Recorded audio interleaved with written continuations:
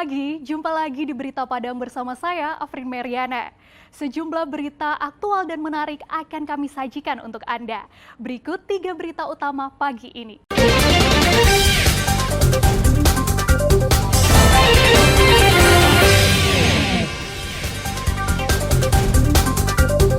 Tingkat hunian hotel saat libur Nataru di Padang anjlok. Buah manggis, rasanya manis dan membawa berkah. Pulau-pulau wisata yang berada di Pantai Padang ramai dikunjungi wisatawan pada libur Nataru.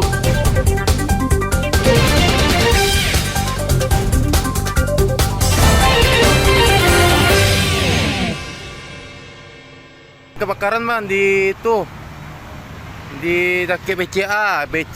Dalam rekaman video amatir yang dibuat oleh seorang warga, terlihat kepulan asap membumbung tinggi ke udara dari sebuah rumah di Jalan Agus Salim, Kelurahan Sawahan, pusat Kota Padang. Kebakaran itu mengejutkan banyak orang karena rumah yang terbakar berlokasi di kawasan padat perumahan dan juga ruko. Petugas pemadam kebakaran Padang yang mendapat laporan warga langsung berangkat ke lokasi dengan mengerahkan 5 unit mobil pemadam kebakaran. Petugas langsung memadamkan api yang telah membesar di kamar belakang rumah. Api dapat dipadamkan setelah petugas berjibaku selama 1 jam. Beruntung api tidak sampai menghanguskan bangunan di sebelahnya, karena petugas pemadam kebakaran berhasil melokalisir api.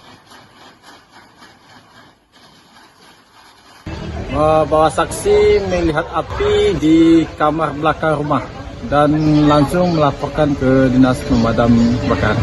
Ya, untuk bangunan terbakar, beberapa kamar di belakang, dan pas saat kita sampai di lokasi api sudah membesar dan kita dengan jajaran anggota berupaya untuk memadamkan api. Tidak ada korban jiwa dalam kebakaran ini. Sedangkan penyebab kebakaran masih diselidiki pihak kepolisian dari sektor Padang Timur.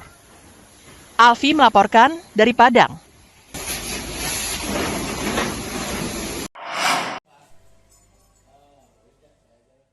Tingkat hunian hotel dari para wisatawan yang berkunjung ke Padang tidak sesuai dengan harapan para pengelola hotel.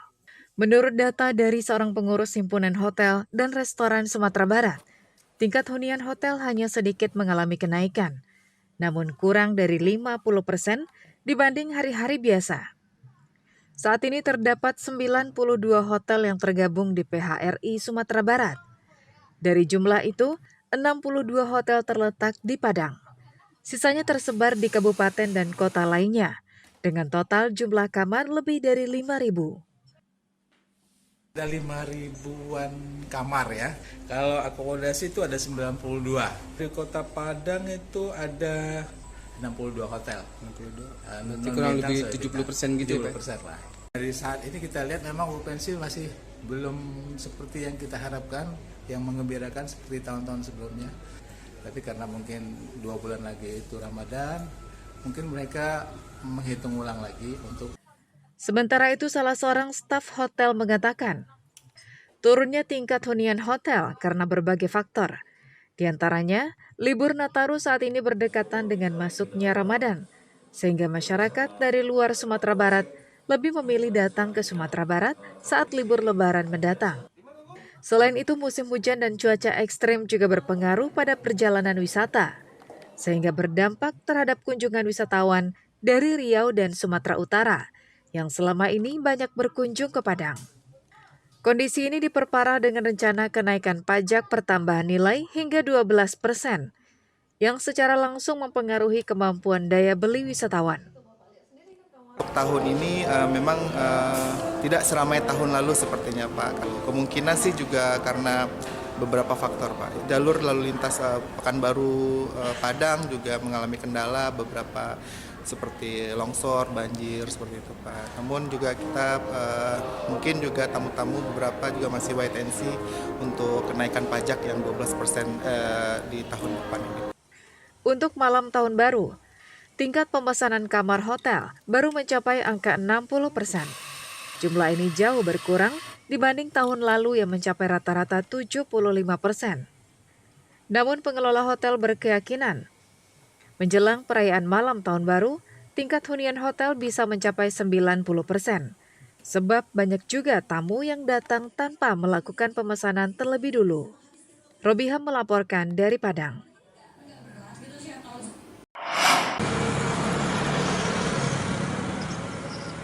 Menjelang akhir tahun 2024, situasi arus lalu lintas yang masuk dari Jambi ke Sumatera Barat melalui Darmasraya terpantau lancar pada sore hingga malam hari yang didominasi kendaraan pribadi.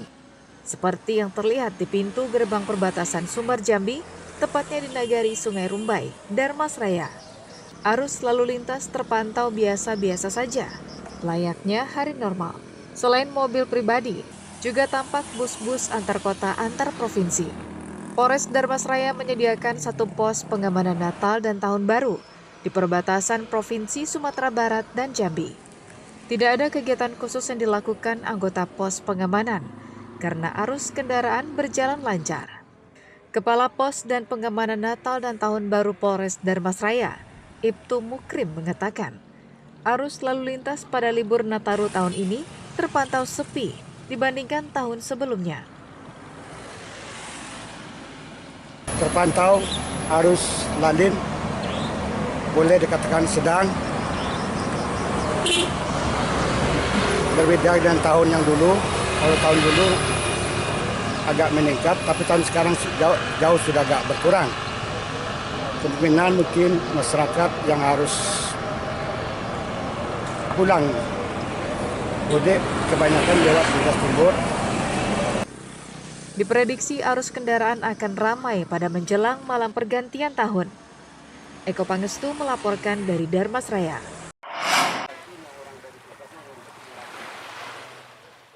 Libur Natal dan Tahun Baru serta libur sekolah.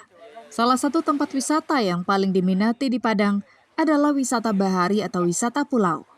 Berdasarkan catatan kelompok Sadar Wisata atau Pokdarwi Sungai Pisang, Kecamatan Bungus, Tolukabung, sekitar 30 km selatan Padang, selama 3 hari terakhir, rata-rata per hari, sekitar 3.000 wisatawan yang berwisata ke Pulau Pagang, Pasumpahan, Pamutusan, dan Sirandah.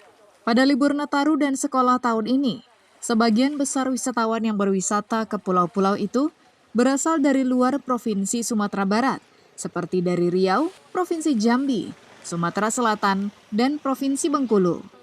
Mengantisipasi peningkatan kunjungan wisatawan hingga malam Tahun Baru 2025, Pokdarwis bekerja sama dengan pengusaha perahu wisata, menyiapkan 500 perahu untuk mengantar dan menjemput para wisatawan ke pulau-pulau yang mereka tuju, dengan mengenakan tarif Rp70.000 per orang.